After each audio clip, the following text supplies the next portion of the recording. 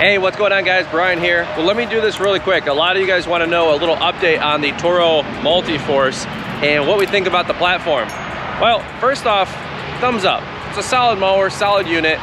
No mowers without sin or without fail. You guys know that, so we'll get into a couple things that I don't like about the mower, or who it's for and who it's not for by the time we're done filming this. But it has been about 3 years since Toro sent this mower over to us. And if you guys know the whole story, I actually said no. I run a lot of Exmark. It's not that I didn't like the Toro product, I just didn't have any space for it, practically speaking. That being said, obviously probably pretty silly to turn down something like that. Nice $12,000 lawnmower, so exceedingly grateful and thankful to all of you guys that are watching in to give us the opportunity to earn some cool perks like this because of the YouTube channel once in a while. The long story short is, let's talk about the mower, the attachments, and then whether or not it would fit a small business or whether or not it would fit a medium plus size business, okay? So let me do this really quick. Let's do a pan of the equipment. A lot of you guys always want to see the mower. You guys want to see the mower in use. Sorry for all the background noise, by the way. Just picked up a new commercial site. We're doing a cleanup on it. I know it's the 3rd or 4th week of May almost here, but nonetheless, we're still picking up new clients left and right. So we have used this mower with the MultiForce, the dethatcher, the bagger, maybe 1 or 2 other things. We put the U-mount on here before, the leaf blower. We have not yet put on the snow plows or the snow thrower. Still working on that. We just don't have the capacity, like the clientele for it just yet, so it hasn't really been a need.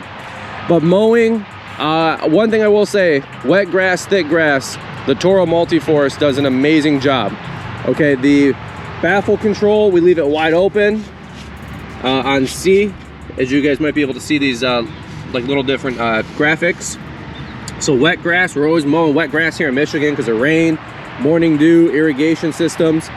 I will say handedly that the Toro MultiForce always has been, and the Turbo Force deck has always been a good deck for thick wet grass, even summer grass in Kentucky blue, fescue, rye. Now, for some of you guys that have other grass types, you know, down south, let me know how it works on like St. Augustine and Bermuda. We're up north here in Michigan. Sun's a little wonky. It's pointing at us, so maybe I get some better stripes on the other side of the lawn, but you guys can still probably see there's some good striping here, even on not the most meticulous lawn. All right, so let's go into the mower really quick. If you guys are in the market for one, this is the Grandstand MultiForce. There's also the platform that is just the mower only, and that might be something that you guys want to visit. This one right here, you guys can see we've got the 127 hours on here. I'm not sure if that's showing up. You got your start, stop, parking brake, right? We've got our throttle control, a couple switches for the MultiForce for the high-low hydraulics. You got your lights, which it's got to be on.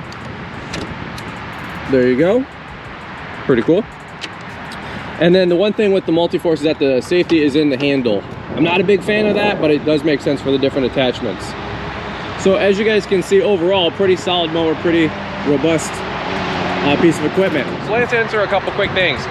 Is this the mower that I'd go with if I was just starting out, or if it was my, you know, mainstay mower and I'm a small business owner?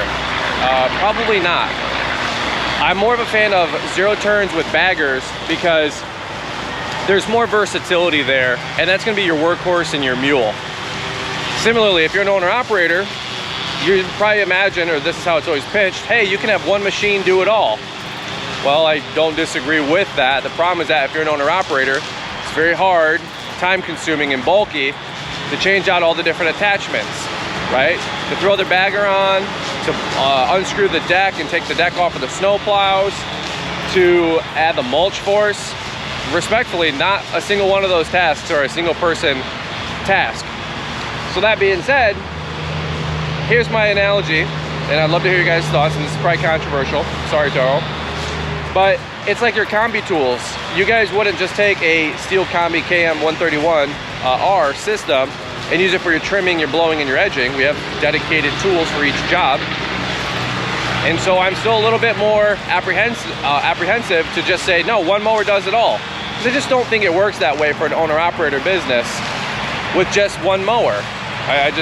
Why would you do that with your mowers? You don't really do that with your hand tools. Now, that being said, not to throw the baby out with the bathwater, if you have a 2 crew or above, 5 or 6 guys and above, a $500,000 company and above, I think that's where the sweet spot is for the Toro MultiForce. Excuse me, the grass is seeding and it just chokes me up.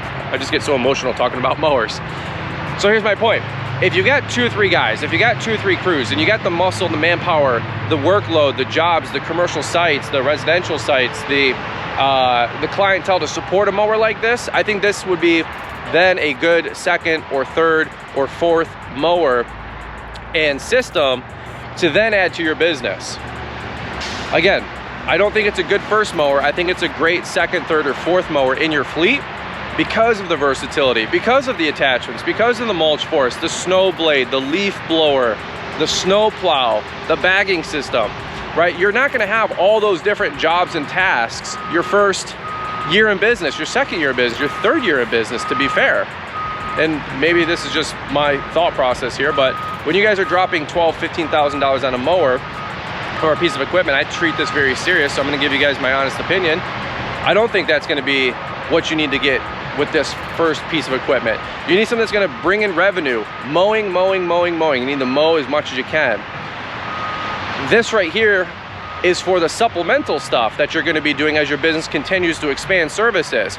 You're gonna get into more mulch. You're gonna extend your season spring and fall with cleanups. You're going to start getting into the snow game. You're gonna get into the commercial snow game where you're gonna have tons and tons of sidewalks that you wanna maybe put the plow on or the snow blower. Okay, so that's where I'm at right now with my personal assessment. If you had to start off, get a good sit down zero turn mower. I think that's the very first, I think that's your Swiss Army knife. Ironically enough, that's your Swiss Army knife of making revenue. Pick your brand. Of course, Toro's got some great stuff, the 2000, 4000, 6000 line, great product. But I just think that this is something that would be your second or third or fourth purchase. Does that make some sense? That being said, it is a fun mower. It is a brute. It does weigh quite a bit. On your trailers, make sure you're speccing them out, make sure this thing can be carried around. I mean, start adding some of these attachments, it starts weighing 1,000, 1,200, 1,500 pounds. I will say this, with all respect to the Toro folks, the X-Mark Vertex that we use, my guys flock to that thing over this thing, not because we don't want to make this our primary mower, I just gave the guys the choice. And they all said, dude, the X-Mark Vertex is like a little Corvette. It's like a Mazda Miata. We whip and dash with that thing like you wouldn't believe. This mower is a boat. It is a boat. It is not slow, like in a really derogatory sense. It's just not as quick. It's not as maneuverable. And I think that happens to be because you're hanging over the backside of the operator platform, as you guys can see here, instead of in between the axles, as some of the other units out there from a lot of the different brands.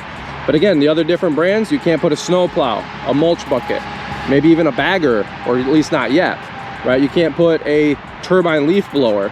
So it shines in some aspects, but those positives cause negatives on the other aspect of the spectrum. So really, you have to be very thoughtful about what you're going to be getting this mower for and how you're going to be putting it to use in your fleet. That being said, it is an awesome mower.